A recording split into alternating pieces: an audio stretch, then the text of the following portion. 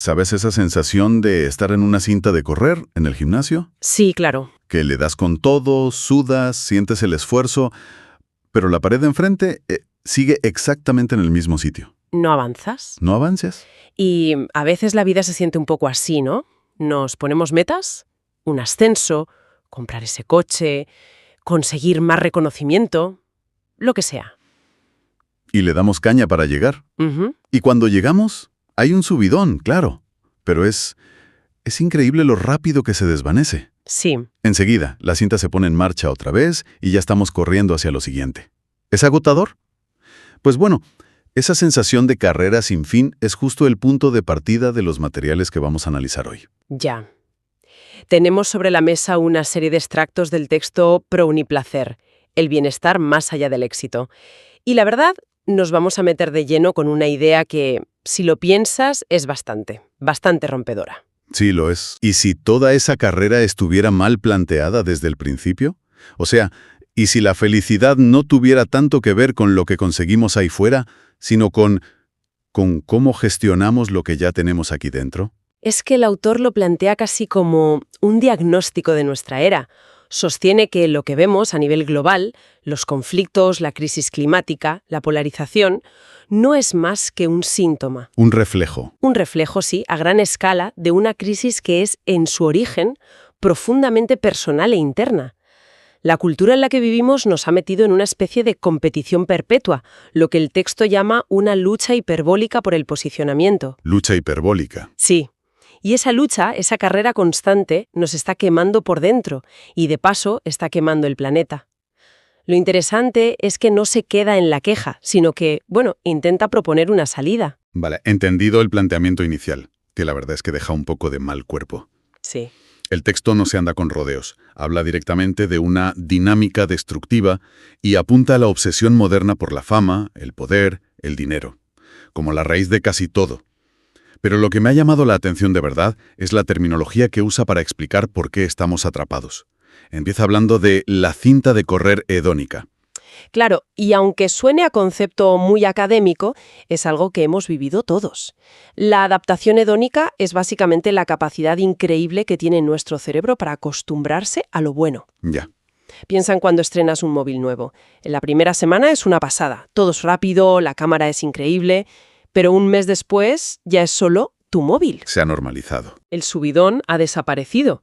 Nuestro cerebro es una máquina de normalizar lo bueno y si no somos conscientes de ello, nos condena a estar siempre persiguiendo el siguiente chute de novedad para sentir algo. Claro. El autor lo llama una adicción a los placeres mínimos, porque son placeres fugaces que dependen de algo externo y que nos obligan a un desgaste brutal para mantener el ritmo. O sea, que no es un fallo nuestro, no es que seamos unos insatisfechos por naturaleza, sino que es un mecanismo neurológico. Eso es. Pero espera, porque el texto va más allá. Introduce otro concepto, el de la recompensa variable, que me da la sensación de que es lo que convierte una simple costumbre en una adicción en toda regla.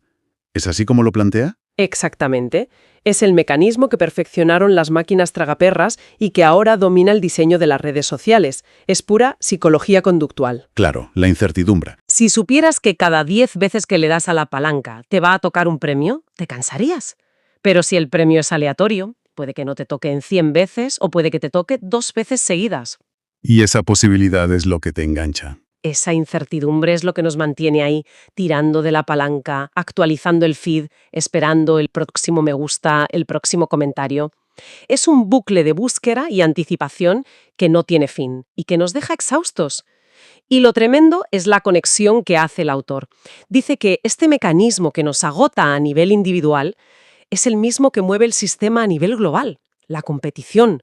La idea de que siempre hay una recompensa más grande a la vuelta de la esquina si compites un poco más fuerte. Precisamente. Por eso califica la competición como un motor defectuoso. Un motor defectuoso. Me gusta la imagen. Es un motor que para generar movimiento necesita quemar como combustible la propia maquinaria. Nuestra salud mental, el tejido social, los recursos del planeta.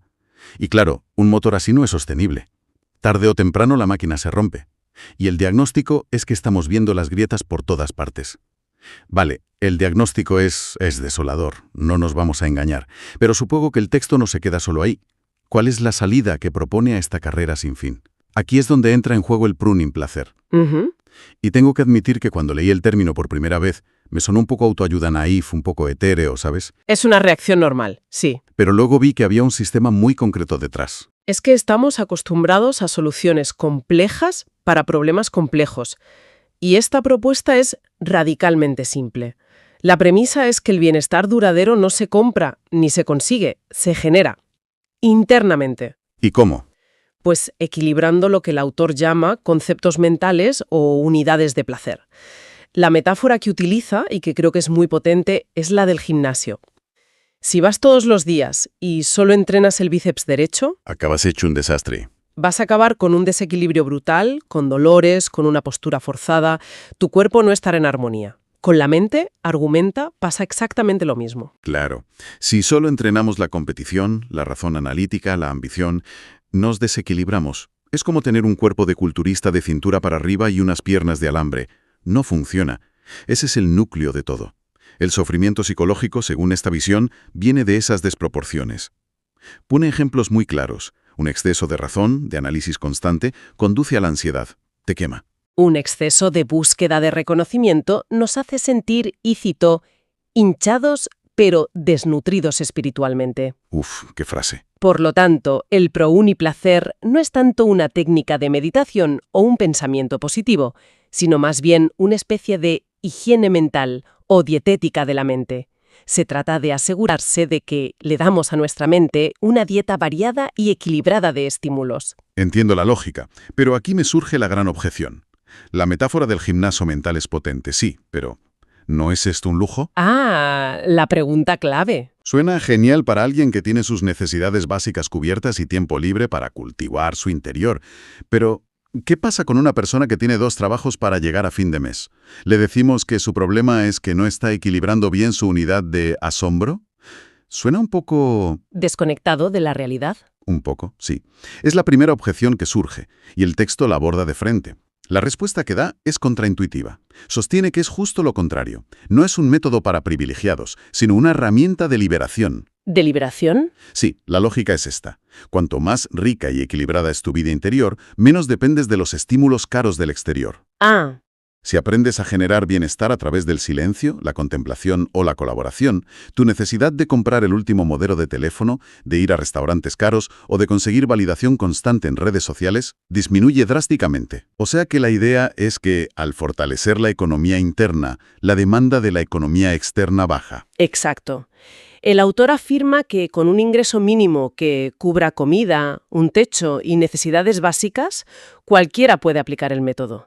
De hecho, lo presenta como una propuesta profundamente inclusiva y casi política, porque ataca la base del consumismo, la idea de que necesitamos comprar para ser felices. Claro. Según esta visión, la plenitud no viene de tener más, sino de necesitar menos para sentirte completo. Y supongo que aquí es relevante el trasfondo del autor, que se menciona en los documentos. No está hablando desde una torre de marfil. No, para nada. Explica que esto es el resultado de 40 años de activismo social y político, una especie de evolución en su pensamiento. Así es. Lo describe como una investigación personal y rigurosa para demostrar empíricamente que se puede vivir con muy poco y aún así alcanzar una plenitud máxima. No lo ve como una huida del mundo, sino como su forma actual de contribuir a un cambio, demostrando que otro modelo de vida es posible. Entiendo. Y para entender ese modelo, hace una distinción que me parece crucial y que choca con muchas de nuestras ideas, la diferencia entre placer y pasión. Que es curioso porque nuestra cultura glorifica la pasión. Vive con pasión, encuentra tu pasión. Se ve como el motor de la vida. Totalmente, pero el texto la define de una forma muy distinta. La pasión es un arrebato, un pico de intensidad, que a menudo está ligado a la obsesión y al sufrimiento. Es la emoción del jugador, del amante celoso. Es inestable. Es inestable y destructiva. En cambio, el placer, dentro de este método, no es ese pico eufórico, sino algo que se cultiva de manera consciente, con intención, para que sea estable y duradero. Una reeducación del deseo, dice. Exacto, una reeducación. Se trata de liberarnos de esos hábitos de consumo emocional, la pasión, el drama, la euforia constante que nos han impuesto, y aprender a disfrutar de estados más sutiles, pero mucho más nutritivos a largo plazo. Vale, aquí es donde para mí todo empezó a encajar, porque una cosa es la teoría y otra es cómo se lleva a la práctica. El método habla de equilibrar una lista de 25 unidades de placer. Sí, Cuando vi la lista me quedé de piedra. Esperaba cosas obvias como amistad, amor, curiosidad, y están, claro, pero al lado de otras que nunca se me habría ocurrido catalogar así. como por ejemplo. Como, por ejemplo, silencio, Ujú. o asombro, colaboración, o incluso equilibrio-moderación como una unidad en sí misma. Que el silencio no sea la ausencia de ruido, sino una fuente activa de placer que puedes cultivar. Eso te cambia el chip por completo. Claro. De repente, 5 minutos sin hacer nada no son tiempo perdido, son una forma de nutrir una parte de tu mente. Esa es la clave de la parte práctica. El proceso que propone es muy activo, no es pasivo, y se resume en 3 pasos muy lógicos. El primero es identificar. Hacer un mapa. Eso, un autoanálisis honesto. De estas 25 unidades, ¿cuáles dominan mi día? Probablemente para mucha gente, la razón, la planificación, la competición están al 200%. ¿Y cuáles están a cero? El juego, la contemplación, el asombro. Es hacer un mapa de tu estado actual.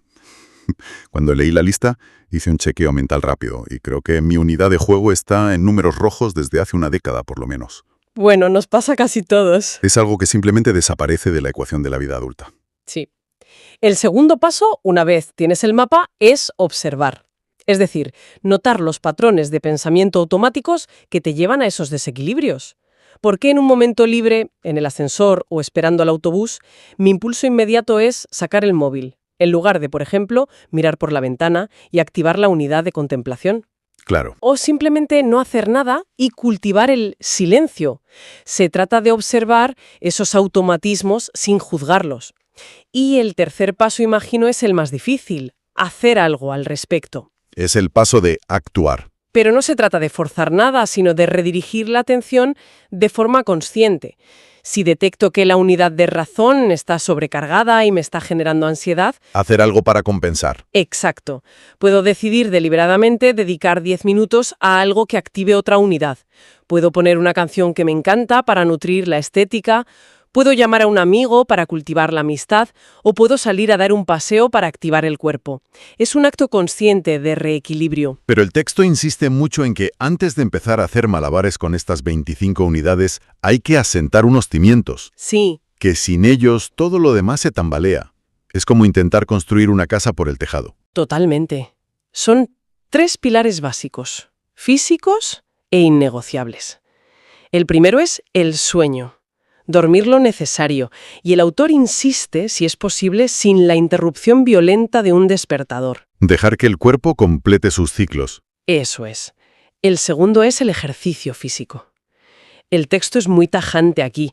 Califica el sedentarismo como un enemigo directo del bienestar. No se anda con tonterías. Y el tercero es la alimentación consciente, que no significa hacer dietas raras, sino comer poco, prestando atención y, sobre todo, evitar cenas copiosas que interfieran con la calidad del descanso. Es interesante, porque no es nada esotérico, es biología pura y dura.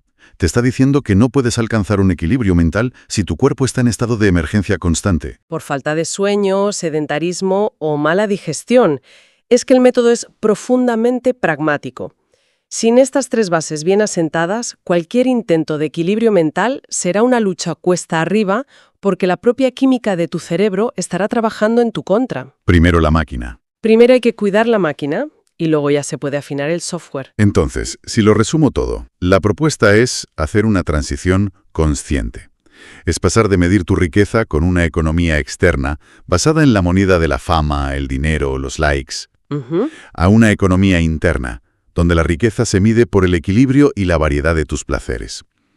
Es en el fondo cambiar la lucha por la colaboración, primero con uno mismo y luego con los demás. Justo. Entonces, después de analizar estos extractos, ¿con qué nos quedamos? La idea central que más resuena, al menos para mí, es que quizá llevamos mucho tiempo buscando la felicidad en el lugar equivocado. Puede ser. Hemos asumido que la plenitud está ahí fuera, en la siguiente meta, en el próximo ascenso, en la próxima compra. Y esta propuesta nos dice, para un momento la cinta de correr. Quizás la clave no está en correr más rápido, sino en bajarse y mirar hacia adentro.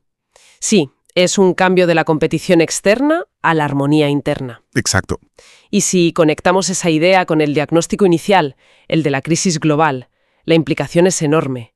El texto sugiere que una sociedad formada por individuos estresados, insatisfechos y en competición constante, inevitablemente creará un mundo estresado, insostenible y lleno de conflictos. Claro, lo de dentro se refleja fuera. Por lo tanto, el cambio individual no es un acto egoísta de encontrarse a uno mismo, sino que podría ser la única vía para un cambio colectivo real, solo liberándonos de lo que llama la tiranía de los placeres mínimos. De esa necesidad constante de estímulos.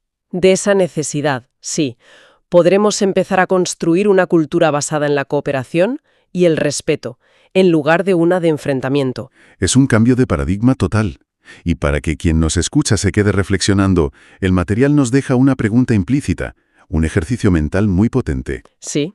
Si cada persona tuviera que dibujar ahora mismo un mapa de sus propias unidades de placer en un día normal, ¿qué áreas de ese mapa estarían superpobladas, llenas de actividad, casi congestionadas por el tráfico mental? ¿Y qué otras serían vastos territorios desiertos, completamente olvidados, esperando a ser explorados?